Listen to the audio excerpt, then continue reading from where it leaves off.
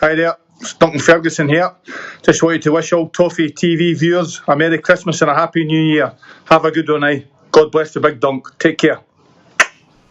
Welcome to Toffee TV. It is the match preview. It is a stripped down match preview for the game against Sheffield United on Boxing Day.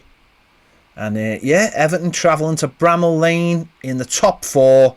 Sheffield United are yet to win a game.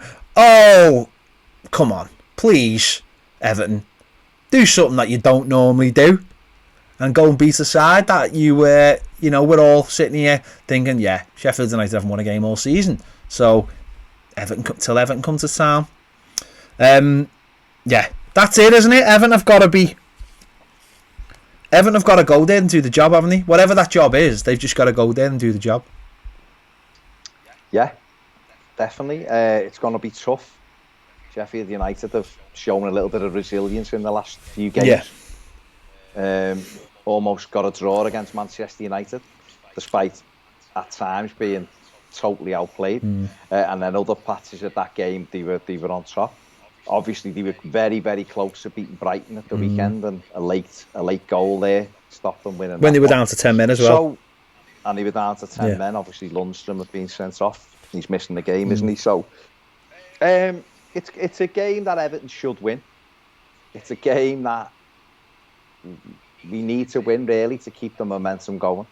But it's a game that we know will be very difficult. And again, I think it's going to be close. We won there 1-0 last season, didn't we, with the Richarlison header? Yeah.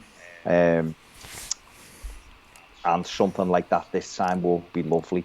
I think if we can keep it tight and battle the way we have the last few games, it'll be different because they're not a team who will dominate the ball. No.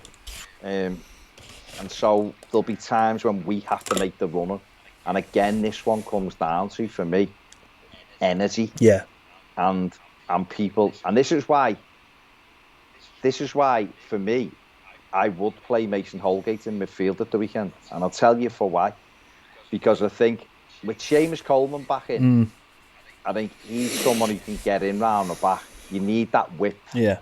But what it would do is, I don't think we're in a position where we can take the Corey out the side yet. No, I don't. I really don't. No. So therefore, we need someone who's going to break from midfield. You mentioned it on the final word. We had the midfield against United of the Corey flanked by Sigurdsson and Gomez, although, to be fair, at times it was almost a 4-4-2, 4-4-1-1. But the Corey was never really able to go and break into the penalty area. But I think if he put Mason Holgate in there alongside him, because Gylfi will play again, I suspect, unless James is fit, then that would give the Corey some cover to be able to break through.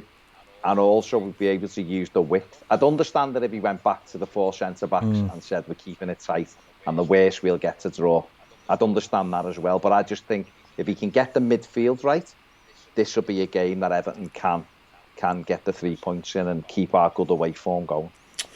Yeah, I think Sheffield United, I think what they've done recently is they've just started scoring goals. I think that's what wasn't there before, and it was the goals. And helps. No, but I know that sounds stupid, but they were getting beat by the odd goal. So if what they've done recently, and this is where they picked up a point against Brighton and nearly got something out of Man United, is they've started to get the ball into the box, get the knockdowns, set pieces, that kind of thing. I think they've probably been working really hard on that as a way of doing things. So that means, obviously that means that we're going to have to be wary of those set pieces. That's what they're going to be targeting us on. And you're right, we're going to need to be on it. We're going to need to be sharp defensively, and it is those little moments where you can switch off if mentally you're not there. And I don't think against Manchester United defensively we were that bad. I know the first 20 minutes was frantic. But after that, I think we defended quite well, and it sounds, we've done well this season scoring goals, but I do think it's going to be that's going to be the thing for us. They're going to be like, you're not breaking us down, and we're going to be exactly the same thing. And that's the little thing for me. If Richarlison isn't available, obviously we don't know at this moment. Don't know with the if it's a full concussion and if the concussion protocol's coming and all that kind of thing. You don't, if you don't, you know what I mean. So you don't, if that can be one player that might be able to get goals. We don't know if James Rodriguez is going to be back. And then again, that puts all the pressure on Dom. And if you're not getting Dom the service, then that makes it really hard for him as well. So I don't think this is an easy game just because of the time of the year, just because Sheffield United are trying to force it now because they can see teams above them starting to go away from them as well. Teams start to pick up points above them.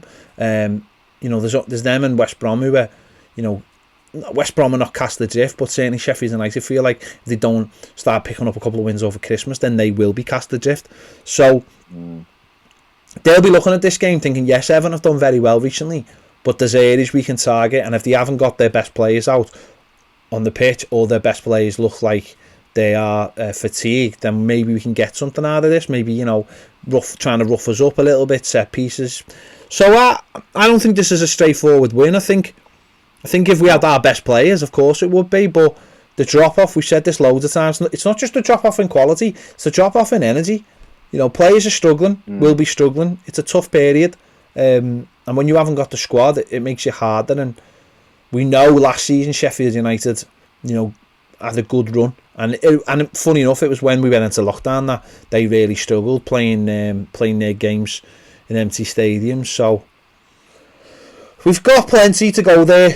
And hopefully if we've got James Rodriguez back, that'll be the big difference for us. I think the player who can cut them open. But I'm certainly not taking this one lightly. It's gonna be a battle. There's no way about it. I think it'll be an odd goal either way. For Everton, the incentive is to keep this run going, win again at the weekend, get up to 29 points on Saturday night. That'll be a great return from 15 games, almost 2 points a game, which is brilliant. So that's the incentive. Can we bounce back after a disappointing cup exit? James, like you say, it'd be a huge boost to have him back. And hopefully, obviously, Seamus Coleman's available again now. I think Mason Holgate will be chomping at the bit to get back in there as well. So, like I said before, the manager picks the right team in terms of personnel and in terms of energy levels, and we're able to match them. Don't forget, Sheffield United haven't got a massive squad, and they played a lot of games, and it's hard work when you're near the bottom of the table. Well, you're at the bottom of the table and you haven't won a game. It's very, very hard work. They've had 2 draws and 12 defeats. They're on 2 points. So if Everton can get the first goal in this one and not give them any encouragement, it could be one of those days where Everton could potentially end up with a 2-0 away win or something like that. Do you think this is the game there, the manager, not like, just looking at Sheffield United and thinking there is definitely a drop-off in quality there. We've got Man City on the Monday. There's not much turnaround in that at all.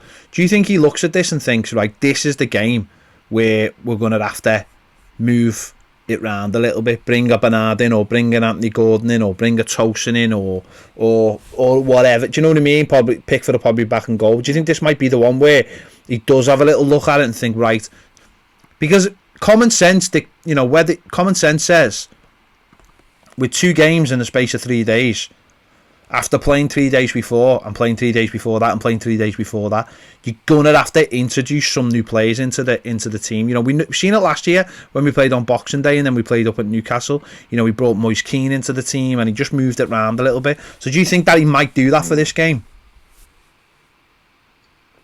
It's who's available, isn't it? Like you just said there, we don't know whether the Charleston's fit. Is he going to be fit? Was it a full-blown concussion, or was it just a bang to the head and he was a bit groggy and they didn't want to take the chance with him? And they'll monitor him over the next 2 days, and if he's fine, he'll play. We don't know whether James is going to be fit. It's nice if you've got all of those players to go, we can mix it today because we have to. Yeah. It might be a case of who is available. You look at that bench tonight, you've got John Joe Kenny, but then Seamus has just come back, so it wouldn't make any sense playing John Joe Kenny. But he's fresh.